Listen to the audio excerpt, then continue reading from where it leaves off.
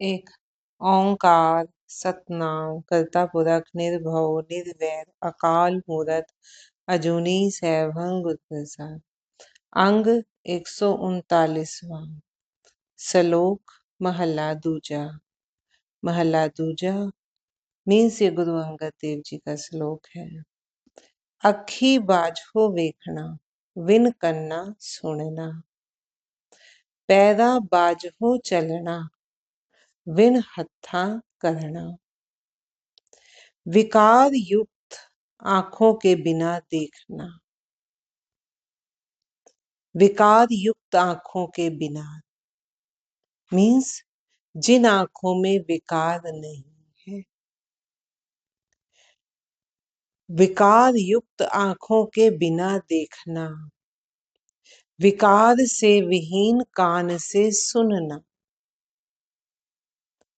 विकार की ओर पैरों को ना जाने देना, विकारातीत होकर हाथों से काम करना। मीन्स आंखें देख रही हैं तो विकार की ओर ध्यान नहीं धर रही। अभी हमारा हाल क्या है? एक और कहीं यज्ञ चल रहा है, प्रभु नाम सुमिरन चल रहा है, एक और कोई झगड़ा हो रहा है, कोई बोलचाल हो रही है या कुछ और ऐसा संसारिक काम हो रहा है। हमारी आंखें किस तरफ अट्रैक्ट होंगी? जो संसारिक बात चल रही, जो झगड़ा हो रहा है, जो किसी की चुगली निंदा हो रही है, जो किसी की कहीं शोषण हो रहा है, हम उसकी बजाय उस तरफ ध्यान धरें।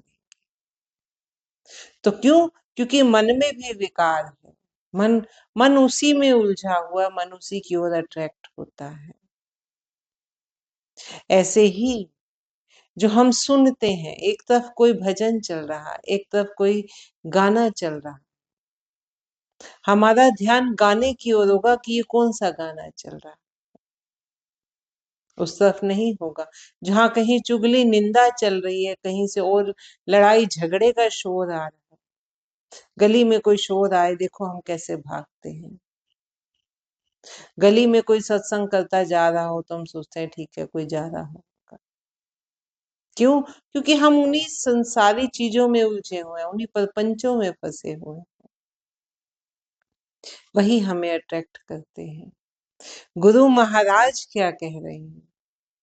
विकार युक्त आंख के बिना देखना,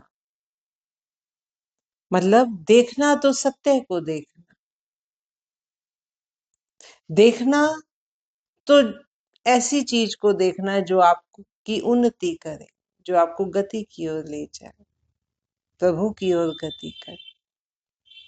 देखना ये मतलब नहीं है कि आंखें बंद कर लेना, बात है ध्यान धरने की, कि हमारा ध्यान किस ओर जाता है, आंखें क्या देखना पसंद कर रही हैं, किस ओर अट्रैक्ट हो रही है।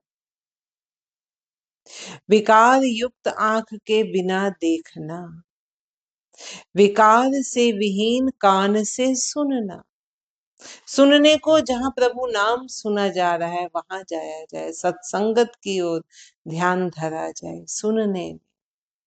सुनना इस तरह से हो कि अंदर तक जो जाए, विकार से विहीन होकर सुनना, ऐसी चुगली निंदा की ओर ध्यान ना धरना, किसी की ओर कोई अच्छाई हो रही है, बुराई हो रही है, कोई संसारिक झगड़ा हो रहा है, कुछ ऐसा संगीत बज रहा है, मीन्स ध्यान धरने की बात है। विकार से विहीन कान से सुनना, विकार की ओर पैरों को ना जाने देना, ऐसे ही पैरों के लिए है। हमारे पैर कहाँ दौड़ते हैं? जो संसारिक प्रपंच है, जिनमें हमारा मन लगा हुआ है, उसी ओर दौड़ते हैं। एक जगह जाना है, सत्संग जाना है, और एक जगह कोई कहता है कि चलो मूवी चलते हैं, एग्जाम्पल है। हम कहेंगे चलो चलो कोई बात नहीं, आज तो मूवी का प्रोग्राम आज ही तो बना है, चलो चलते हैं। अंदर से आत्मा कहेगी नहीं यार, सत्संग पर जाना था, लेकिन फिर मन हावी हो जाएगा। क्यों? क्योंकि है ही हम उस तरफ अट्रैक्ट।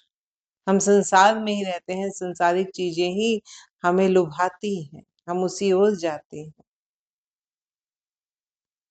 हम सत्कर्म की ओर पैर कम बढ़ाते हैं, हम संसार की ओर पैर ज्यादा बढ़ाते हैं।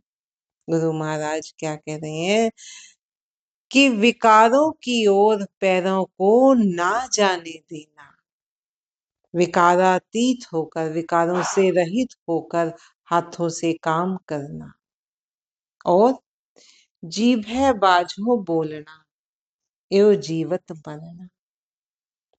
विषय विकारों वाली जीभ के बिना बोलना ही जीवित रहते हुए, जो जीवित रहना है उसको मरना कहा जाता है, कि मरते हुए ये जी रहा है। क्यों? किधर से अब हम मर गए? इस मरने का क्या मतलब? कि हम विकार की ओर से मर गए। मृत व्यक्ति को देखा है ना, मृत जीव को, उसके आसपास जो कुछ मर्जी होता रहे उसे कोई फर्क नहीं पड़ता।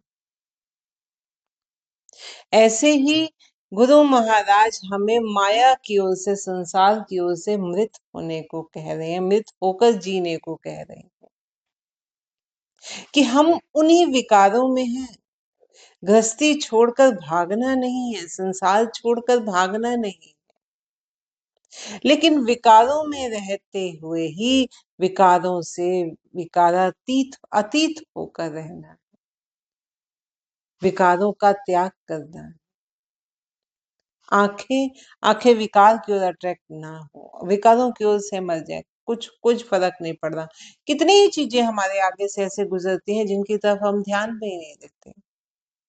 कितने लोगों को, कितनी चीजों को हम क्रॉस करते हैं चलते हुए, जिनकी तरफ हमारा ध्यान नहीं है। हमें फर्क नहीं पड़ता कौन हमारे साथ से जा रहा है, कौन हमारे आगे से गया, कौन पीछे से गया।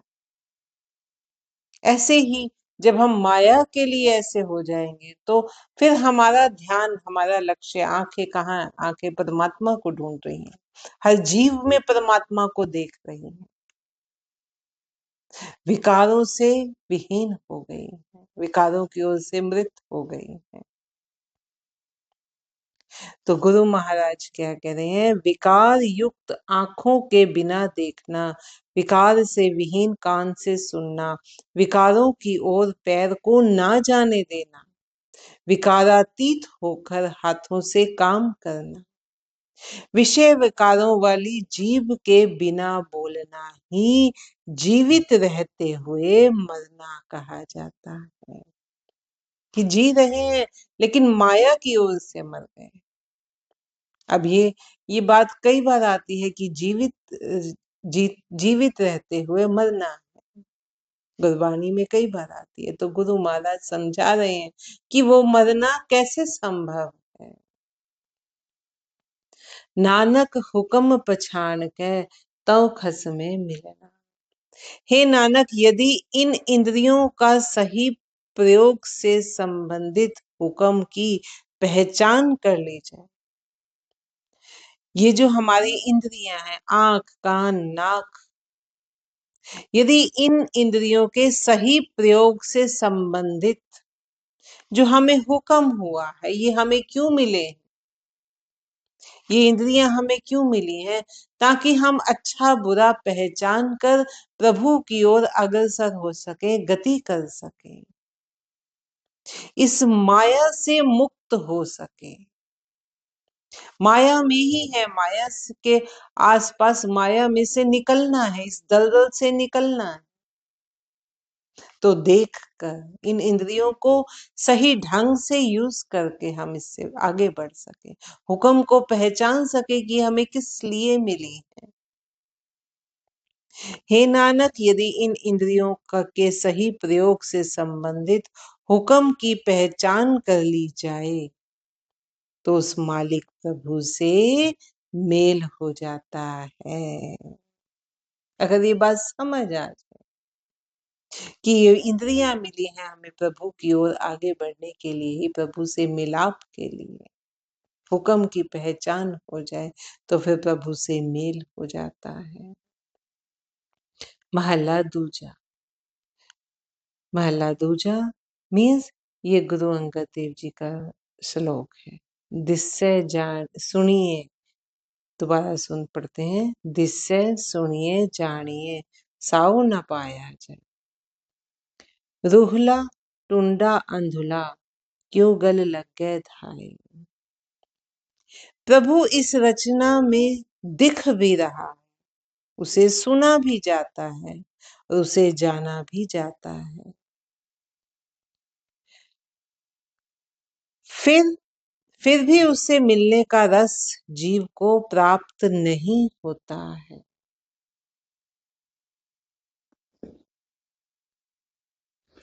परमात्मा कण कण में मौजूद है, हर जीव में मौजूद है। उस रूप से उसे इस रचना में देखा भी जा रहा है, सुना भी जाता है और उसे जाना भी जाता है। ये भी समझ है कि परमात्मा है, सृष्टि में व्याप्त है, कण कण में व्याप्त है। उसकी शक्ति को हम काम करते देखते हैं, हर जीव में, हर रचना में देखते हैं। सितारे अपनी जगह हैं, पहाड़ अपनी जगह है, नदियां, सब एक हुक्म में काम कर रहे हैं। उसे सुना भी जाता है, उसे जाना भी जाता है, ये बात समझ आती है। फिर भी उसे मिलने का रस जीव को प्राप्त नहीं होता। क्यों? क्योंकि उसको, वो हमारे अंदर, हमारे भीतर बसा हुआ है। उसको दुनिया में पहचानने के लिए, जानने के लिए पहले अपने अंदर खोजना पड़ेगा। हम अपने अंदर छोड़कर बाकी उसको सारी दुनिया में, सारी सृष्टि में खोजते हैं, लेकिन उसकी शुरुआत पहले अंतर मन से करनी होगी। पहले अंदर महसूस होगा, अनुभव होगा, उसकी पहचान होगी, फिर वो कण कण में व्याप्त दिखाई देगा। ऐसा इसलिए होता है, दोबारा पढ़ते हैं। प्रभु इस रचना में दिख भी रहा है, सुना भी जाता है और उसे जाना भी जाता है, फिर भी उसे मिलने का रस जीव को प्राप्त नहीं होता। ऐसा इसलिए होता है, क्यों? क्योंकि जीव के पास ना तो सही दिशा में चलने वाले पैर हैं, ना हाथ है, ना ही आंखें हैं। वो मन से कैसा बना हुआ है, जिसके हाथ नहीं होते, पैर नहीं होते, टुंडला, जिसको टुंडा कहते हैं, जिसके हाथ नहीं। अंधा, अंधा बना हुआ है, देख कर भी समझ नहीं रहा, देख कर भी उसका सही इस्तेमाल नहीं करा, जो पहले श्लोक में गुरु महाराज कह रहे हैं। उसी की आगे व्याख्या कर रहे हैं कि उसके पास सही दिशा में चलने वाले पैर नहीं है। वो माया की ओर चलते हैं पैर, जो पैर उसके पास है, उनको सही दिशा नहीं दिखाई है। क्यों? क्योंकि इंद्रियों के वश में है जीव। आत्मा इंद्रियों के वश में है, मन जो है अभी इंद्रियों के वश में काम कर रहा। जब वो आत्मा से अपना संगम कर लेगा, मिलन कर लेगा, उसके साथ अपनी मेल जोल कर लेगा, तो फिर इंद्रियां सही राह पर आ जाएंगी। अब इंद्रियां फिर मन के वश में आ गई कि मन जैसा चाहता है, इंद्रियां उस ओर जाएंगी। अभी तो वो रोहला टुंडला और अंधा बना हुआ, पैर होते हुए भी सही दिशा में नहीं चलता, तो उसके पास ना तो सही दिशा में चलने वाले पैर हैं, ना ही सही कर्म करने वाले हाथ हैं, और ना ही उसकी उसका ज्ञान जागृत है। उसके आगे अंधकार ही अंधकार है, माया का। वो अंधा बना हुआ है, वो देख रहा है सृष्टि कैसे उत्पत्ति होती है, कैसे विलीन होती है, जीव कैसे पैदा होता है, कैसा उसका विनाश होता है, वो देख कर भी अंधा बना हुआ है। तो ना ही उसकी आंखें हैं। फिर भला दौड़कर यह कैसे प्रभु के गले से लिपट सकता है। भय के चरण कर भाव के लोयन सुरत करे, नानक कहे सियाणिए इव कंत मिलावा होए। यदि जीव उसके भय में चलने को अपने पांव बनाए, अब पहले तो कह देना कि पांव नहीं है, अब बता रहे हैं तरीका कि कैसे होए। यदि जीव उसके भय में चलने को अपने पांव बनाए, कि हर काम की ओर कदम बढ़ाने से पहले मन में ये विचार आए, प्रभु का भय हो कि प्रभु इससे रूठ तो ना जाए, प्रभु से मैं दूर तो ना हो जाऊं इस कदम को करने से, इस तरफ चलने से। प्रेमामयी भय जिसको हम कहते हैं, ये हमारे लिए, हमारे अंदर सबके लिए होता है, किसी ना किसी के लिए तो होता है, सबके मन में होता है, किसी ना किसी प्यारे के लिए, कि हम हर काम करने से पहले सोचते हैं कहीं वो तो ना नाराज हो जाए। ऐसे ही यही प्रेमामयी भय की बात हो रही है जो प्रभु के साथ है। जीव उसके भय में ही चलने को अपने पांव बनाए, प्रेम के हाथ बनाए। प्रभु से प्रेम है, प्रभु अंदर है तो सारी सृष्टि में वही व्याप्त है। समानता का भाव रखकर, एक समान हवा देखी है, सूरज देखा है, एक समान प्रकाश देता है, एक समान हवा देती है। ऐसे ही हर एक के लिए प्रेम, प्रेम का भाव। प्रभु में लीन रहने वाली सुरती को अपनी आंखें बनाए। जो अपनी सुरती, जो प्रभु में लीन है, उसको अपनी आंखें बनाए। उसके भय में चलने को पांव बनाए, कि वो कदम करे कि मन में प्रभु का भय हो। हाथ क्या है, सबके लिए प्रेम हो। प्रेम होगा तो अपने आप ही सब अच्छा ही अच्छा होगा। प्रभु में लीन रहने वाली सुरती उसकी आंखें हो। तो नानक कहता है कि सियानी जीव स्त्री, अर्थात सियानी आत्मा, जीवात्मा इस प्रकार प्रभुपति से मिला जाता है। नानक कहता है कि हे सियानी जीव स्त्री, इस तरह से प्रभुपति को मिला जाता है। जीवात्मा को कह रहे हैं कि अगर उससे मिलना है तो उसके भय में चलना होगा, प्रेम से करना होगा, जो भी करना उसमें लीन रहना होगा। इस प्रकार प्रभुपति से मिला जाता है। पौड़ी, सदा सदा तू एक है, तुध दूजा खेल रचाया। हे प्रभु, तू सदैव एक ही है, परंतु तूने ही सृष्टि रचना करके यह पूरा खेल, ये दूसरा खेल रचा है। एक तो प्रभु आप ही आप है, निर्गुण रूप भी वही है, सरगुण रूप भी वही। एक तो तू ही तू है, जो निर्गुण, जब कुछ नहीं है, जब तू ही तू है। और फिर तूने ही ये दूसरा खेल भी रचा है, सृष्टि की रचना की, अपना सरगुण रूप दिखाया है। तूने ही सृष्टि की रचना की है और ये दूसरा खेल रचा है। हाउ में गर्भ उपाय के, लोभ अंतर जनता पाया। तूने ही अहंकार, लोभ आदि उत्पन्न करके इन्हें जीवों के अंतर मन में स्थित किया। माया भी तूने ही रची है, माया के प्रभाव भी तूने ही रचे हैं। ये अहंकार, लोभ, मोह, ये तूने ही रचा है, तूने ही जीव के मन में ये पैदा किया है। जब रचना ही तूने की है तो ये भाव भी तूने ही डाले हैं। ये इनको तूने ही उत्पन्न करके जीवों के अंतर मन में स्थित किया है। ज्यों भावे त्यों रख तू, सब करे तेरा कराया। हे प्रभु, जैसे तुझे अच्छा लगे तू इन जीवों की रक्षा कर, क्योंकि इन सब का कार्यशील होना सब तेरा ही किया कराया है। ये कार्यशील है तो ये तेरा ही किया कराया है, तूने ही इनमें भाव भरे हैं। तू ही अब इनकी रक्षा कर। इकना बख्शह मेल लह, गुरुमति तुधे लाए। कई जीवों को तू बख्श लेता है और उन्हें गुरुमति में लगा देता है, गुरु की मत के अनुसार जो चले तो उन्हें ऐसा बना देता है। एक खड़े कर है तेरी चाकरी, विन नावे होर न भाई।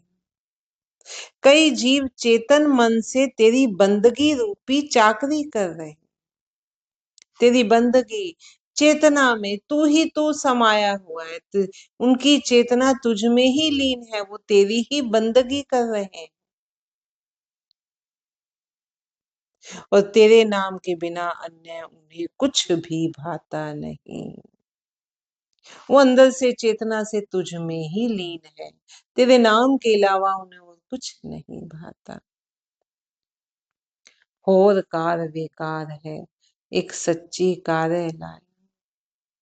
ऐसे व्यक्तियों को जिन्हें तूने इस सच्चे कार्य में लगाया है, उन्हें तेरा नाम विस्मृत करके अन्य कोई भी काम करना बेकार लगता है।